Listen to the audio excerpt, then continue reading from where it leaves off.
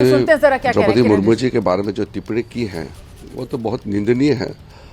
और सोनिया जी ऐसे परिवार से आती हैं तो उनके लिए एक आदिवासी महिला इस देश का राष्ट्रपति बनना उनको पच नहीं रहा है, तो इसलिए इस तरह का बातें की हैं। मैं ये मानता हूँ कि राष्ट्रपति जी कमज़ोर नहीं है, मजबूत हैं, एक मिसाल है।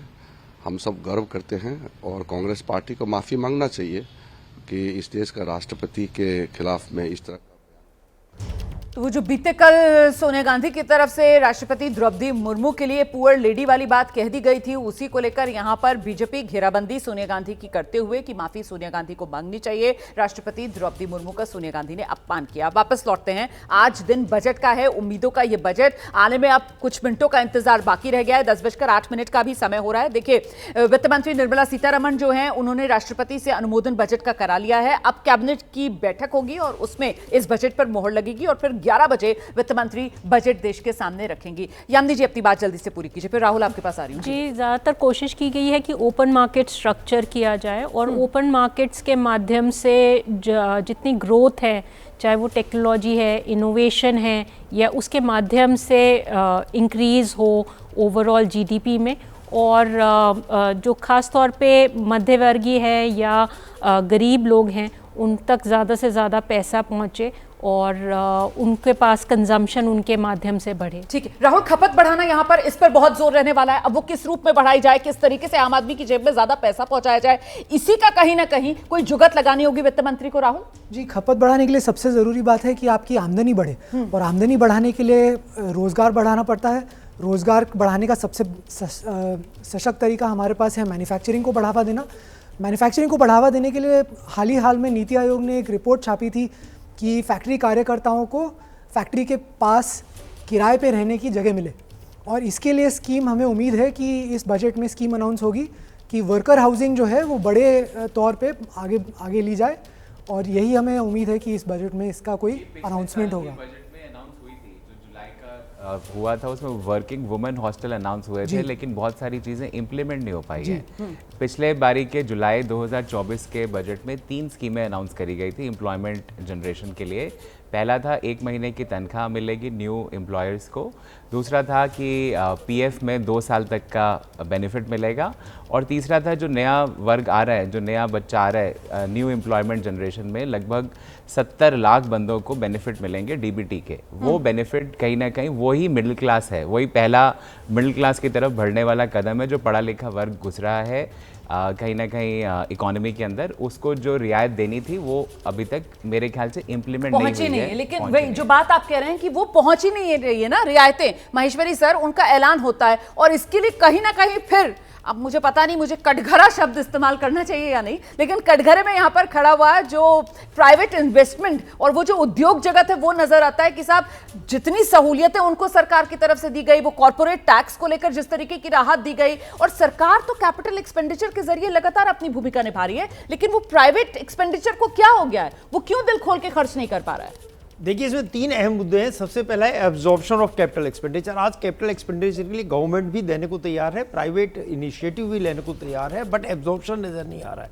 सबसे पहले लॉन्ग टर्म प्लानिंग उसके हाथ में नहीं है। अगर आज सपोज फॉर ऑटोमोबाइल इंडस्ट्री की बात करें, अगर मैं चाहता हूँ मैं 2 नए प्लांट लगा दूँ तो क्या मेरी कंजम्पशन होगी? बिकॉज वर्ल्ड ओवर ईवी में जा रहा है, तो मुझे मार्केट का सिनेरियो समझ में नहीं आ रहा है, तो इसलिए चलते हुए चाहते हुए भी हम कैपिटल एक्सपेंडिचर नहीं कर रहे हैं। दूसरा जो सबसे बड़ा, जहां आज हम जैसे इन्होंने कहा रोजगार मिल सकता है, वो है रियल्टी सेक्टर। और रियल एस्टेट में टोटल टैक्सेशन में जो एनोमलीज हैं, आप उसमें देखिए जीएसटी किस ढंग से लग रहा है। आप मकान खरीद रहे हैं, अभी मकान बना भी नहीं है, उसमें जीएसटी दे रहे हैं। रजिस्ट्री करा रहे हैं तो स्टैंप ड्यूटी दे रहे हैं। जब आप बिक रहे हैं तो आप बात कर रहे हैं कि हम रेंट पे लो अफोर्डेबल एक्साइज देंगे, लो अफोर्डेबल हाउसिंग देंगे, लेकिन कहाँ दे पा रहे हैं? तो मुझे लगता है रियल एस्टेट जो है इस पूरे सेक्टर को एज ए एम्प्लॉयमेंट क्रिएट, आप देखें कंस्ट्रक्शन में ही सबसे ज़्यादा लेबर लगती है, कंस्ट्रक्शन में ही हमें लेबर इंटेंसिव यूनिट है। अगर हमें कोई काम करना है तो मुझे लगता है ये बजट रियल एस्टेट सेक्टर को बहुत अच्छी तरह केंद्रित करेगा, उसको समझेगा और उसके एनोमलीज को दूर करेगा, जब भी हमारा इसमें हो सकता है। एआई की हम बात करें, एआई में टोटल आप देखें पिछले 10 दिन में निविदिया जो बड़े अच्छे सेक्टर हैं, जस्ट एक डीप सेक आया और उसने 10 से 12% तक शेयर मार्केट कर दिया। एक सिंगल डे में 1 ट्रिलियन मार्केट कैप खत्म हो गया। तो उसके चलते हुए अगर मैं एक एक छोटा सा उद्यमी हूँ, मैं चाहता हूँ कि मैं एआई में इन्वेस्टमेंट करूँ, तो क्या मैं कर सकता हूँ? तो मार्केट में हमें कहीं ना कहीं उनको एक प्रोटेक्शन देना पड़ेगा, सरकार को एक स्कीम लानी पड़ेगी कि लाइक स्टार्टअप, आज 99% स्टार्टअप फेल हो रहे हैं, तो उनको हम कैसे जागरूक करें? हमें उनको कहीं ना कहीं एक रिफंडेबल स्कीम देनी पड़ेगी, उनको इंसेंटिवाइज करना पड़ेगा।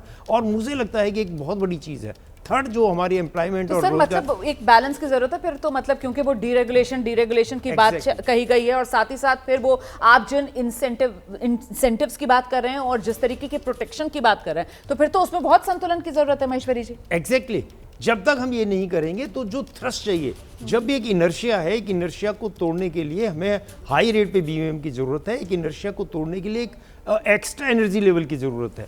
जिस तरह से हम कहते हैं कि हमारे पास आज इंजन स्टार्ट है, इंजन फ्यूल है, इंजन जो है फायरिंग कर रहा है, हमारा एक्सीलेटर भी है, लेकिन एक्सीलेटर से एक लिमिटेड ही गाड़ी चल सकती है। उसके लिए हमें गियर शिफ्टिंग करेंगे, फर्स्ट से 4 गियर पे आएंगे तो ही 100 की स्पीड आएगी। मैं मियर एक्सीलेटर दबाऊंगा तो गाड़ी नहीं बढ़ेगी। तो मुझे यहाँ एग्जैक्टली और मुझे यहाँ पर एक जिसको चाहिए एक जर्क इकोनॉमी में एक जर्क रिएक्शन की जरूरत है, हमें आउट ऑफ बॉक्स सेटलमेंट चाहिए, ट्रस्ट चाहिए, बिना उसके हम जो नेक्स्ट लेवल है उस पर नहीं बढ़ पाएंगे। अगर मैं इसको थोड़ा एग्जांपल से समझाऊं, अगर हम विकसित भारत की बात कर रहे हैं, अगर आप यूरोप के किसी भी कंट्री को जो कि आज सबसे लोएस्ट विकसित भारत में है, उसकी जिसकी लास्ट टाइम की जीडीपी रेट 0.6 थी, अगर मैं मान के चलता हूँ नेक्स्ट 2047 तक सबसे जो लोएस्ट विकसित देश है उसकी जस्ट ग्रोथ 0.6 रहती है और हमारी प्रेजेंट ग्रोथ 6% भी रहती है, तो मेरी जो पर कैपिटा इनकम है और उसकी जो पर कैपिटा इनकम है 2047 में भी उसकी 50% को भी टच नहीं कर पा रही है। तो हम कैसे वहां पर बात सोच सकते हैं? बड़ी बात हम हिंदू रेट पे जो 6% और 5% की बात कर रहे हैं, हाँ। उससे हम पहुंच ही नहीं पाएंगे। ये बड़ी चुनौती है सर, उसी को तो पार पाना है और उसी के लिए तो कोई रास्ता निकालना है। इस बीच केंद्रीय रक्षा मंत्री राजनाथ सिंह जैसे ही संसद भवन परिसर पे पहुंचे हैं, आज उनकी तरफ से जो प्रतिक्रिया दी गई है, आज बजट का दिन है, वो सुना देते हैं जरा। सर प्रणाम, बजट को लेकर के सर क्या देश होगा सर कितनी उम्मीद है मध्यम वर्ग को फायदा मिलेगा? सभी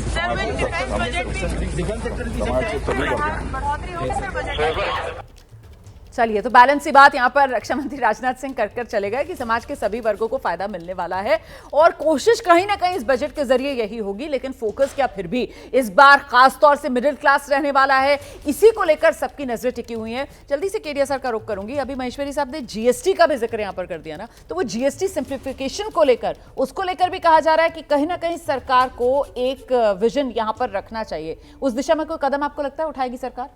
देखिए, जीएसटी 2017 में आया था, जुलाई 2017 से आया। हाँ, उसमें 1 लाख करोड़ मंथली टारगेट था कि हमारा कलेक्शंस होएगा, और आज के दिन जीएसटी में एवरेज जो है 1,70,000 करोड़ पर मंथ के हिसाब से, मतलब पूरे ईयरली जो है 20 लाख करोड़ से जो है हमारा ज़्यादा का टारगेट अचीव हो गया है। तो जीएसटी में सरकार के बल्ले बल्ले हो रहे हैं और उसी तरीके से इनकम टैक्स में भी 20 लाख करोड़ से ज़्यादा का कलेक्शंस सरकार का हो गया है। तो जीएसटी में चूंकि जीएसटी काउंसिल को डिसीजन लेना होता है, जीएसटी में जो भी चेंजेस होते हैं, तो इस बजट में तो कुछ एक्सपेक्ट नहीं किया जा रहा है कि जीएसटी में कुछ आएगा। इस बजट में जीएसटी काउंसिल की मीटिंग होती रहती है, उसमें वो लोग चेंज करते रहते हैं। उस दिशा दिखाने का काम ये बजट कर सकता है, लेकिन बिल्कुल एब्सोल्युटली, और कहीं ना कहीं बहुत ज़्यादा ज़रूरत है जीएसटी को नॉर्मलाइज करने की। जैसे अगेन जो वापस फोकस आते हैं, अगर बजट का फोकस मिडिल क्लास के ऊपर है, तो जीएसटी कहाँ कहाँ इम्पैक्ट कर रहा है? हेल्थ के ऊपर बहुत सारी बात हुई है, हेल्थ के ऊपर इम्पैक्ट कर रहा है, इंश्योरेंस पॉलिसीज़ के ऊपर इम्पैक्ट कर रहा है। गवर्नमेंट को रैशनलाइजेशन करनी पड़ेगी। अगर हमारे देश में हमारा जो ओवरऑल इंश्योरेंस परसेंटेज है वो लगभग 4% के आसपास है, वो बहुत ज़्यादा कम है।